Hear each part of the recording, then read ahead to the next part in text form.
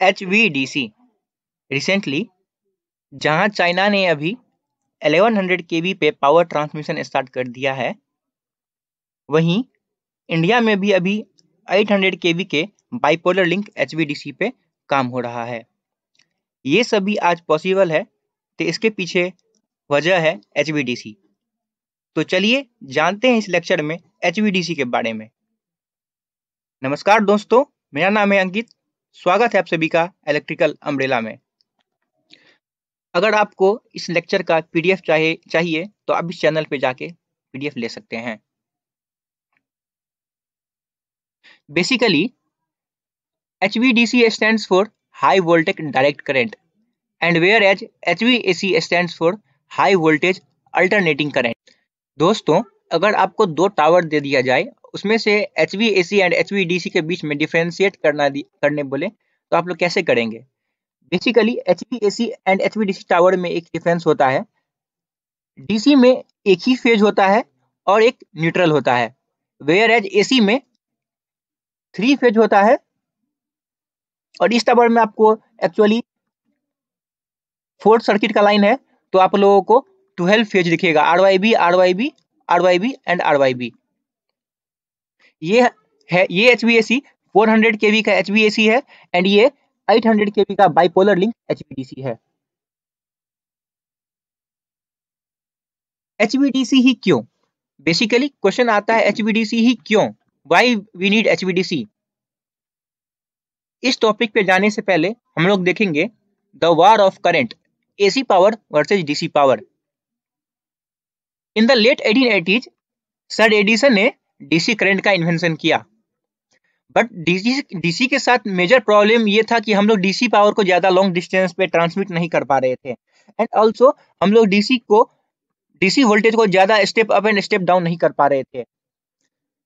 During that time sir Nikola Tesla ने 3 phase AC motor का invention किया and similarly उसी टाइम में ट्रांसफार्मर का भी इन्वेंशन हो चुका था। जिस 3 फेज AC मोटर और ट्रांसफार्मर के इन्वेंशन ने आज HVAC ट्रांसमिशन को एक बहुत ज्यादा बूम दिया और उस टाइम से लगभग HVAC लॉन्ग डिस्टेंस के लिए प्रेफर होने लगा।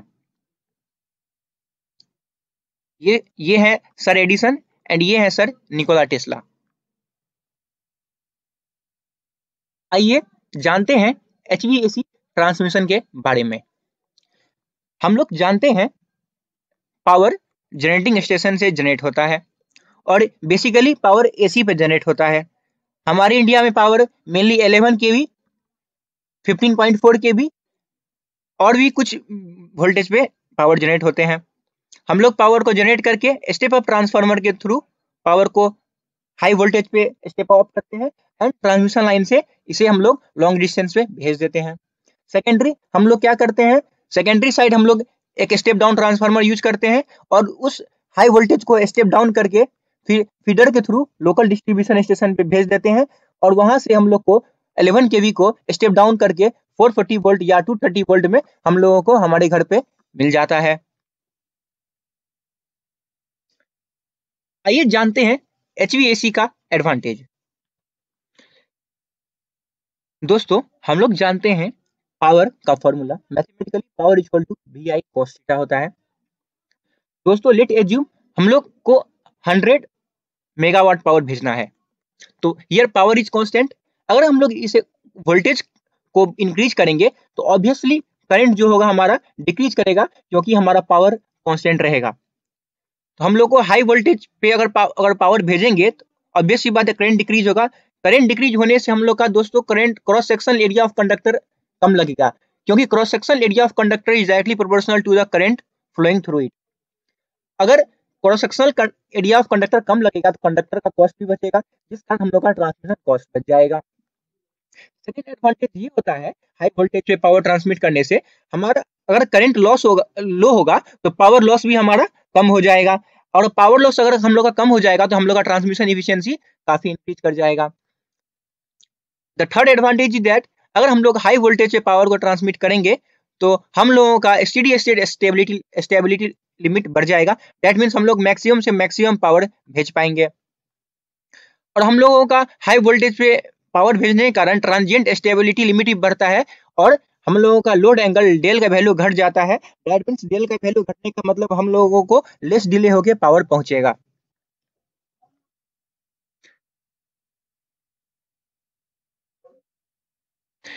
Next one is disadvantage of HVAC transmission. अभी हम लोग ने एडवांटेज देखा, अब डिसएडवांटेज देखते हैं। हम लोग जानते हैं एसी में कैपेसिटेंस के इफेक्ट को नेग्लेक्ट नहीं किया जा सकता है, जिस कैपेसिटेंस के कारण चार्जिंग करंट फ्लो करता है एंड चार्जिंग करंट के कारण हम लोगों के एसी लाइन में डाइलेक्ट्रिक लॉस होता है। सेकेंड डिसएडवांटेज, हम लोग के लेंथ इंक्रीज होने पे पर यूनिट लाइन का रिएक्टेंस बढ़ता है, जिस कारण हम लोगों का ट्रांसमिशन लॉसेज इंक्रीज हो जाता है।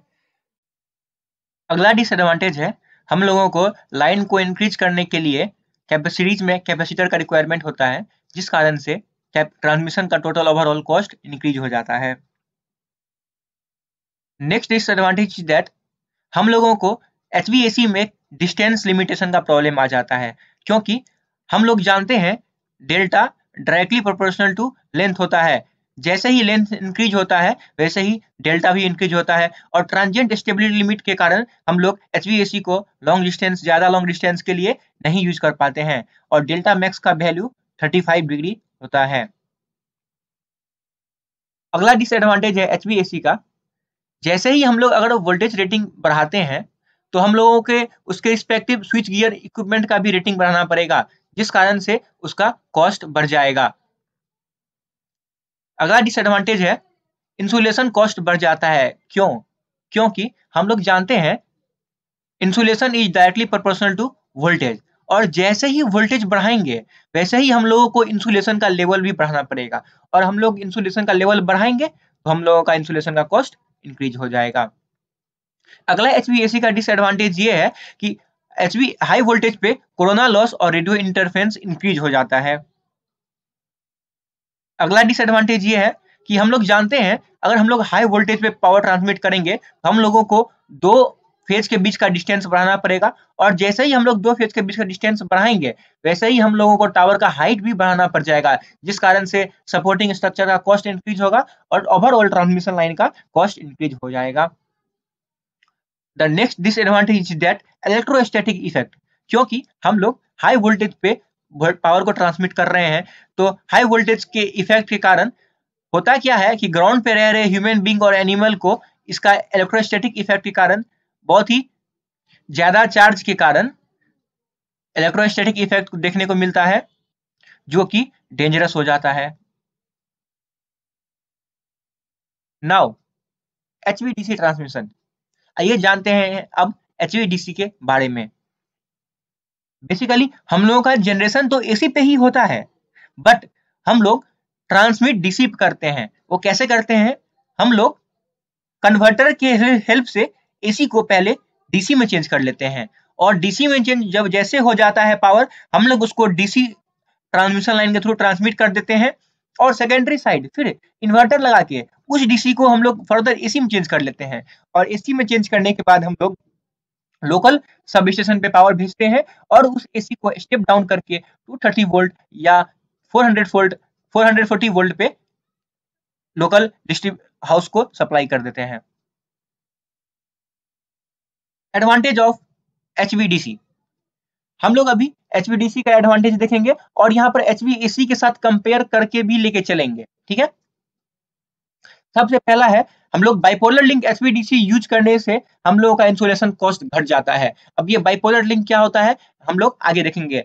एक्चुअली HVDC 3 तरह के होते हैं, होमोपोलर लिंक, बाइपोलर लिंक और मोनोपोलर लिंक, ठीक है। The next one is corona loss HVAC में ज्यादा होता है, बट HVDC में कोरोना लॉस मिनिमाइज हो जाता है। ये HVDC का एक मेजर एडवांटेज है। The next is that distance limitation. दोस्तों जैसे मैंने आपको पिछले स्लाइड में बताया था कि HVAC को हम लोग डिस्टेंस लिमिटेशन के कारण ज्यादा लेंथ पे प्रीफर नहीं कर सकते हैं, क्योंकि मैंने बताया था length is directly proportional to delta, और जैसे ही लेंथ बढ़ाएंगे वैसे ही डेल बढ़ेगा, और डेल मैक्स का वैल्यू 35 डिग्री होता है, जिसे हम लोग ट्रांजिएंट स्टेबिलिटी लिमिट बोलते हैं।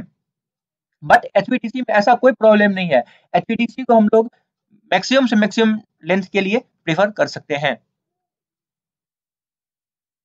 आइए देखते हैं voltage regulation in HVAC and HVDC। हम लोग जानते हैं कि वोल्टेज रेगुलेशन किसी भी लाइन का एज लो एज पॉसिबल होना चाहिए, बट जब HVAC एंड HVDC के वोल्टेज रेगुलेशन को कंपेयर किया गया तो देखा गया लॉन्ग लाइन के लिए HVDC का वोल्टेज रेगुलेशन HVAC के वोल्टेज रेगुलेशन के कंपेयर में काफी कम होता है, जिस कारण HVDC को मोर प्रीफर माना गया वोल्टेज रेगुलेशन के टर्म में। क्योंकि अगर वोल्टेज रेगुलेशन कम होगा तो ऑब्वियस सी बात है हमारा लॉस कम होगा और हमारा ट्रांसमिशन इफिशियंसी काफी ज्यादा होगा। इंटरकनेक्शन, जानते हैं इंटरकनेक्शन के बारे में। जैसा कि हम लोग जानते हैं, हम लोग HVAC में डिफरेंट फ्रीक्वेंसी के ग्रिड को एक साथ कनेक्ट नहीं कर पाते हैं। ये HVAC के साथ एक मेजर प्रॉब्लम है, बट HVDC के साथ ऐसा प्रॉब्लम नहीं है। हम लोग HVDC में डिफरेंट फ्रीक्वेंसी के ग्रिड को एक साथ ऐड कर सकते हैं HVDC के हेल्प से।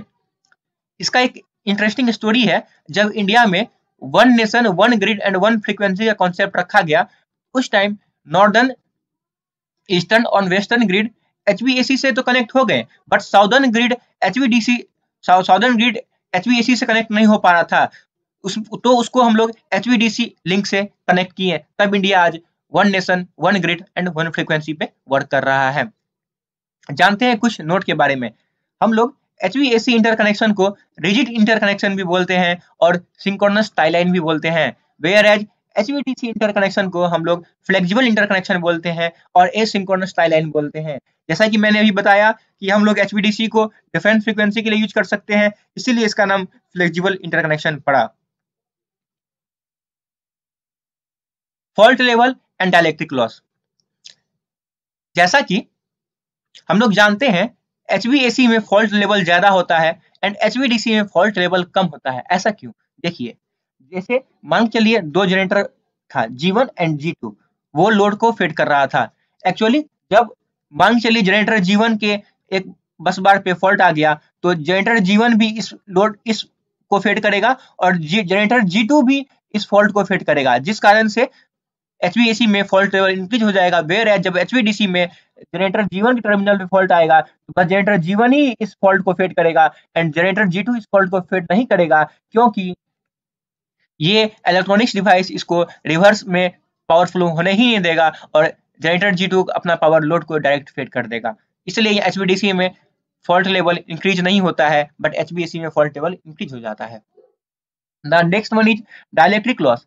हम लोग जानते हैं कि एसी में कैपेसिटेंस का इफेक्ट होता है और जैसे ही कैपेसिटेंस इंक्रीज होगा तो ऑब्वियस सी बात है चार्जिंग करंट इंक्रीज होगा, क्योंकि charging current equal to omega CB होता है। कैपेसिटेंस को इंक्रीज करेंगे तो चार्जिंग करंट इंक्रीज होगा, अगर चार्जिंग करंट इंक्रीज होगा तो डाइलेक्ट्रिक लॉस इंक्रीज होगा। डाइलेक्ट्रिक लॉस इंक्रीज होने के कारण उसमें हीट होगा तो टेम्परेचर बढ़ेगा तो इंसुलेशन हमारा फेल हो जाएगा। बट HVDC में ऐसा कोई प्रॉब्लम नहीं होता है। HVDC में डाइलेक्ट्रिक लॉस नहीं होता, कैपेसिटेंस नहीं होता तो कोई डाइलेक्ट्रिक लॉस नहीं होता है। आइए हम लोग अभी देख लिए HVAC के एडवांटेज डिसएडवांटेज और HVDC के एडवांटेज को। अब देखते हैं टाइप्स ऑफ HVDC लिंक। सबसे पहला मोनोपोलर लिंक। इस मोनोपोलर लिंक में एक ही सिंगल लिंक होता है और इसमें अर्थ या सी को सेकेंडरी के लिए यूज करते हैं। Whereas next one is bipolar link. Bipolar link में दो HVDC लिंक होते हैं और ये दोनों एक दूसरे के रिस्पेक्ट में अपोजिट होते हैं। और बाइपोलर लिंक का एक मेजर एडवांटेज है कि अगर एक लिंक हमारा फेल भी हो गया तो हम लोग दूसरे लिंक के साथ पावर को रिलायबिलिटी के साथ फ्लो कर सकते हैं। The third one is homopolar link. Homopolar link में ये दोनों लिंक एक दूसरे के साथ सेम पोलैरिटी के होते हैं, बट अभी होमोपोलर लिंक बहुत जगह अंडर कंस्ट्रक्शन में है एंड फ्यूचर में हम लोग बाइपोलर लिंक के बाद होमोपोलर लिंक को भी बहुत ज्यादा यूज में देखेंगे। आइए जानते हैं HVDC के कुछ डिसएडवांटेज के बारे में। जैसा कि मैंने आपको बताया HVDC में कन्वर्टर और इन्वर्टर का यूज हो रहा था, जिस कारण से ये एक्सपेंसिव हो जाता है HVDC। The next one is हम लोग जानते हैं कन्वर्टर को बहुत सारा रिएक्टिव पावर चाहिए, जो कि ये एक मेजर डिसएडवांटेज है HVDC का। थर्ड वन इज हम सभी जानते हैं कि इलेक्ट्रॉनिक्स डिवाइस में हार्मोनिक काफी ज्यादा प्रोड्यूस होते हैं, और हार्मोनिक प्रोड्यूस होंगे तो हम लोगों को हार्मोनिक को कम करने के लिए फिल्टर का रिक्वायरमेंट होगा, जो कि एक एडिशनल कॉस्ट HVDC लिंक में इंक्रीज कर देता है। जैसा कि HVAC में हम लोग मल्टी टर्मिनल नेटवर्क ऑपरेशन को यूज कर सकते हैं, बट HVDC में ये पॉसिबल नहीं है। HVDC शॉर्ट और मीडियम ट्रांसमिशन लाइन के लिए कॉस्टली पड़ जाता है, whereas short and medium transmission line के लिए HVAC को हम लोग प्रीफर करते हैं। आइए जानते हैं अब इकोनॉमिकल एस्पेक्ट को। अगर हम लोग HVDC ट्रांसमिशन और ओवरहेड HVAC ट्रांसमिशन को कंपेयर करें तो देखा गया 500 किलोमीटर के डिस्टेंस से ज्यादा पे अगर हम लोग को पावर ट्रांसमिट करना है तो हम लोग HVDC को प्रीफर करते हैं कॉस्ट को देखते हुए, क्योंकि HVDC के कंपेयर में 500 किलोमीटर डिस्टेंस से ज्यादा होने पे कॉस्ट ज्यादा हो जाता है। यही डिस्टेंस जब हम लोग अंडरग्राउंड HVAC ट्रांसमिशन को HVDC के साथ कंपेयर किए तो ये डिस्टेंस घट के 50 किलोमीटर रह जाता है, और जब इसी को हम लोग सबमरीन HVAC ट्रांसमिशन को HVDC के साथ कंपेयर किए तो ये डिस्टेंस फर्दर घट के 20 किलोमीटर पे आ जाता है।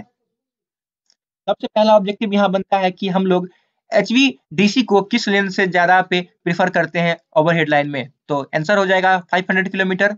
फिर यही क्वेश्चन रहा कि अंडरग्राउंड में अगर हम लोग को पावर भेजना है तो HVDC कितने किलोमीटर के ज्यादा लेंथ पे प्रेफर किया जाएगा, तो वो हो जाएगा 50 किलोमीटर। सिमिलरली ये क्वेश्चन अगर सबमरीन के लिए रहेगा, सबमरीन ट्रांसमिशन के लिए, तो ये हो जाएगा डिस्टेंस 20 किलोमीटर। आइए देखते हैं इंडिया में कुछ HVDC प्रोजेक्ट्स के बारे में।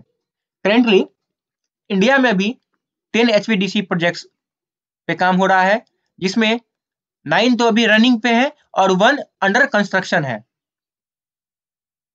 देखते हैं कुछ मेन HVDC प्रोजेक्ट्स के बारे में। ये दादरी टू रिहंद वाला HVDC लिंक 500 kV का HVDC लिंक है। ये 1990 में बन के रेडी हो गया था। सेकेंड है ये हमारा आगरा टू विश्वनाथ, ये आगरा यूपी के आगरा से असम के विश्वनाथ तक जाता है। ये हमारा इंडिया का सबसे लॉन्गेस्ट HVDC लिंक है। ये 800 kV bipolar link HVDC transmission line है। The next one is Kurukshetra से चंपा, ये भी हमारा 800 kV का बाइपोलर लिंक HVDC ट्रांसमिशन है। ये था हमारा कुछ मेन HVDC प्रोजेक्ट्स इंडिया में। आगे चलिए देखते हैं। जाते जाते आप सभी के लिए एक क्वेश्चन, आप सभी क्वेश्चन को अटेम्प्ट कीजिए और इसका आंसर कमेंट सेक्शन में दीजिए। जिसका आंसर सही होगा मैं उस कमेंट को हार्ट दे दूंगा। थैंक यू दोस्तों। अगर ये वीडियो आप लोगों को अच्छा लगा तो आप लोग प्लीज वीडियो को लाइक करें, अपने दोस्तों में शेयर करें और ज्यादा से ज्यादा शेयर करें। अगर आपको मेरा ये इफर्ट अच्छा लग रहा है आप लोग चैनल को सब्सक्राइब जरूर करें।